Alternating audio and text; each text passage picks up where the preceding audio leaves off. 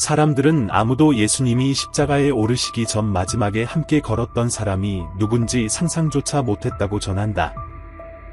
그 사람은 제자도 천사도 아니었다. 그저 보통의 사람이자 낯선 이방인, 그리고 자신의 이름이 영원히 기록될 줄은 꿈에도 몰랐던 농부였다. 그의 이름은 시몬, 곧 시레네의 시몬이었다. 예수님이 골고다 언덕으로 지고 가신 그 십자가를 혼자 짊어지신 게 아니었다고 말한다면 믿겠는가?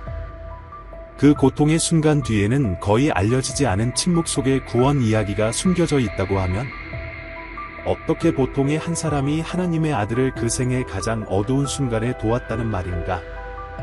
우연이었을까? 아니면 운명이었을까? 시몬은 군중의 일부가 아니었다. 처형을 보러 예루살렘에 온 것도 아니었다. 그는 아들 알렉산드로스와 루포와 함께 어쩌면 유월절을 기념하러 왔을 뿐이었다. 하지만 그날 겪은 일은 그의 인생을 영원히 바꿔 놓았다. 해가 납덩이처럼 도시 위로 쏟아지고 먼지가 로마 병사들의 샌달에 달라붙을 때 사람들은 고함치고 침을 뱉고 욕설을 퍼부었다. 그 혼돈 속에서 매맞아 피투성이가 된 한 사람이 너무 무거운 십자가에 자꾸만 걸려 넘어지고 있었다. 바로 그때 시몬의 운명이 완전히 바뀌었다. 죄수의 느린 행진이 못마땅했던 한 로마 병사가 군중 속을 훑어보았다. 자비에서가 아니라 필요에 의해 눈을 돌린 것이다. 예수님은 더 이상 못 가실 지경이었다. 피를 흘리고 무릎은 굴복했고 처형은 계속되어야 했다. 바로 그때 백부장의 손가락이 높이 올라 시몬을 가리켰다. 너다. 십자가를 옮겨라. 그가 권위적인 목소리로 외쳤다. 시몬은 얼어붙었다. 가슴 깊은 곳에서 전쟁북처럼 심장이 쿵쿵 뛰었다. 그는 죄인도 이 피투성이 남자와 상관도 없는 그저 평범한 사람이었다. 그런데 순식간에 나무가 그의 어깨 위에 얹혀졌다. 상상할 수 있는가? 무죄한 이를 위해 마련된 그 무게가 이제 그의 어깨를 짓누르고 있었다. 벌이었을까? 특권이었을까? 시몬은 예수님을 알지 못했다. 하지만 그 옆에 서서 거칠게 헐떡이는 호흡과 흩뿌려지는 피투성이 먼지를 느끼자 그의 내면 깊은 곳이 부서지고 새로운 무언가가 태어나기 시작했다. 골고다 언덕을 향한 길은 단순한 물리적 여정이 아니었다. 영적인 여정이기도 했다. 비난과 저주, 증오의 시선이 난무하는 가운데 시몬은 평범한 십자가를 짊어진 게 아니었다. 자신과 세상을 바꾸어 놓을 한편의 역사를 짊어지고 있었다. 한 걸음 한 걸음이 전쟁이었다. 나무는 그의 등 위에서 삐걱거렸고 뜨거운 예수님의 피가 그의 튜닉에 번졌다. 그들 사이의 침묵은 천마디 말보다 깊었다. 예수님은 고통 속에서도 비명을 지르지 않으셨다. 다만 신음만 흘리셨다. 그리고 그 눈빛 속에서 시몬은 말로 다할 수 없는 평화를 보았다. 어떻게 맞아서 붉게 부어진 몸, 배신당한 민중, 버림받은 친구들이 있는 사람이 평화를 가질 수 있을까? 시몬은 보지 않으려, 느끼지 않으려, 생각하지 않으려 애썼다. 하지만 소용없었다. 나사렛 사람 곁을 걸을 때마다 그의 영혼이 조금씩 찢겨나갔고 이유도 모른 채 눈물이 흘러내렸다. 군중은 멈출 기미가 없었다. 누군가는 조롱했고 누군가는 침을 뱉었다. 하지만 작은 무리만이 조용히 울고 있었다. 여자들, 어머니들, 익명의 형제자매들 모두 하늘의 불의를 목격한 증인이었다. 그들 사이를 걸어가는 시몬, 이제 그의 존재 자체가 이 찬란하면서도 아픈 이야기의 일부가 되었다. 채찍 소리, 예수님의 헐떡임, 나무의 삐걱거림, 모든 것이 보이지 않는 상처처럼 시몬의 기억에 새겨졌다. 그는 아직 깨닫지 못했지만 자신이 하나님의 영원한 계획 속 일부가 되고 있음을 알게 될 운명이었다. 그리스도의 십자가를 짊어지는 이는 모두가 아니었다. 처음엔 이해할 수 없더라도 부름을 받은 이들만이 그것을 질 수 있었다. 시몬은 이 모든 걸 청하지도 바라지도 않았다. 그럼에도 불구하고 예루살렘의 자갈길을 걸으며 기이한 일이 일어나기 시작했다. 어깨를 짓누르는 무게는 더 이상 나무만이 아니었다. 세상의 죄, 인간의 불에 정확한 순간을 기다리던 하늘의 침묵이었다.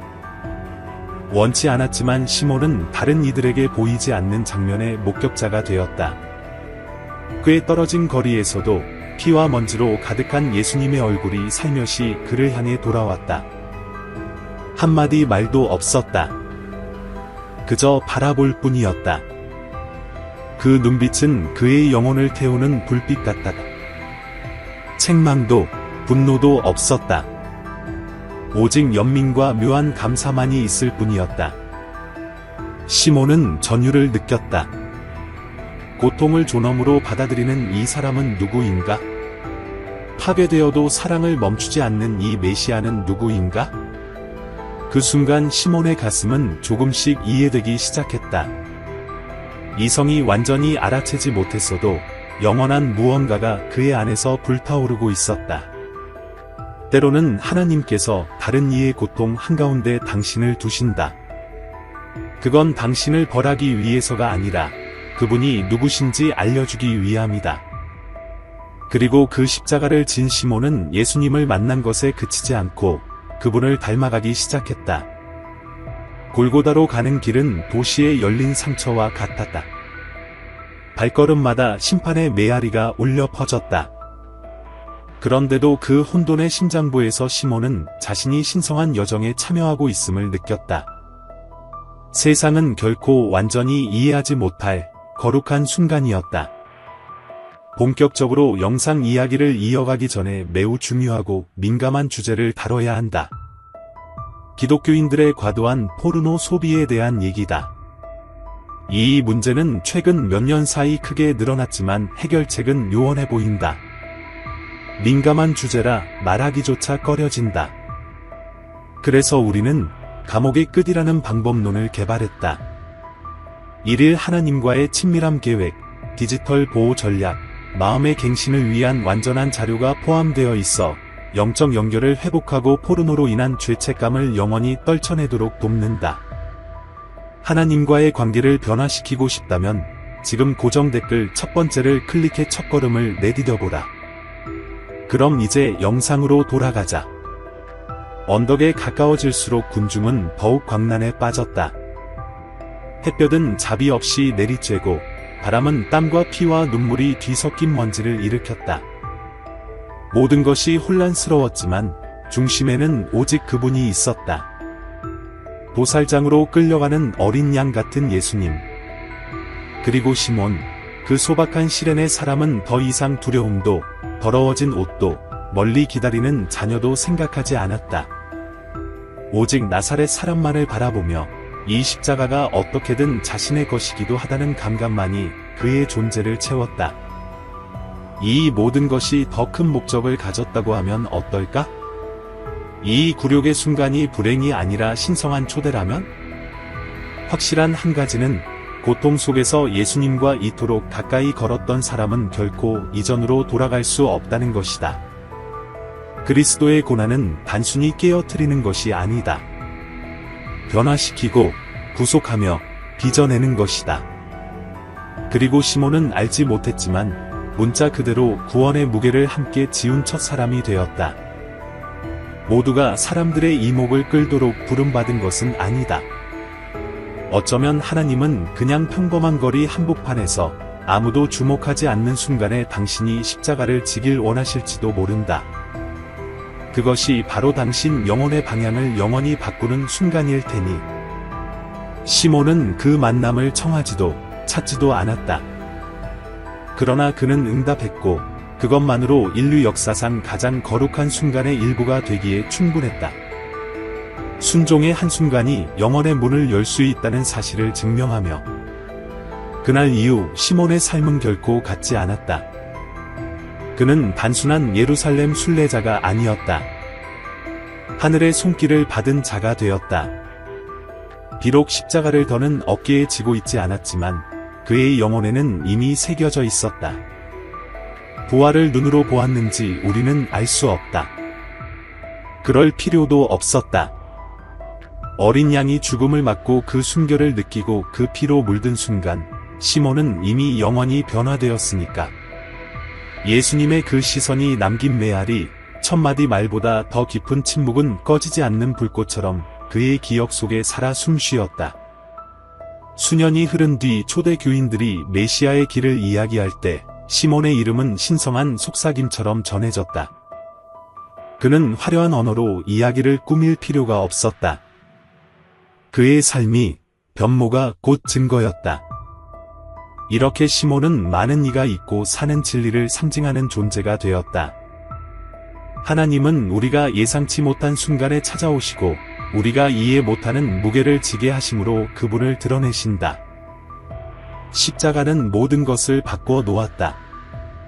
시몬은 의도치 않게 살아있는 증언이 되었다. 하나님의 왕국은 단순히 광장 앞에 선 자들을 통해서만 아니라 여기 있습니다 라고 말하는 사람들을 통해 진전된다는 사실을. 제가 여기 있습니다. 오늘날 수세기가 지난 지금도 시몬 시렌의 이름은 단순한 조연이 아니라 하나님이 보이지 않는 일을 보고 뜻밖의 일을 부르시며 평범함을 영원으로 바꾸신다는 영원한 상징으로 성경 속에 울려 퍼진다. 아마도 당신도 시몬처럼 십자가를 찾지 않았을 것이다. 왜 이토록 무거운 짐을 지고 있는지 알지 못할지도 모른다. 인생이 당신을 부당하게 몰아붙이는 듯 바라지도 않은 상황이 당신을 끌고 가는 것만 같을 수도 있다. 하지만 이 말을 들어보라. 어쩌면 바로 그 순간 하나님은 당신을 그리스도와 만나게 부르시는 중이다. 때로 가장 고통스러운 길이 그리스도와 가장 가까워지는 길이기도 하다. 시몬은 자신 것조차 아닌 십자가를 졌지만 평생 그를 동행할 믿음을 얻었다. 그리고 이 이야기를 듣는 당신은 당신의 만남을 어떻게 받아들일 것인가? 지나쳐 버릴 것인가? 아니면 자신의 십자가를 지고 그분을 따를 용기를 낼 것인가? 시레네 사람의 이야기는 그 언덕에서 끝나지 않았다. 부름에 예라고 답하는 모든 이, 십자가를 만지는 이마다 그 이야기는 계속된다. 십자가를 만짐으로써 하나님께 만져지는 이야기로. 십자가는 끝이 아니라 시작이다. 그 사실을 깨달을 때 당신의 삶은 결코 이전으로 돌아갈 수 없다. 영혼을 깨우는 더 많은 이야기를 원한다면 구독 버튼을 눌러라.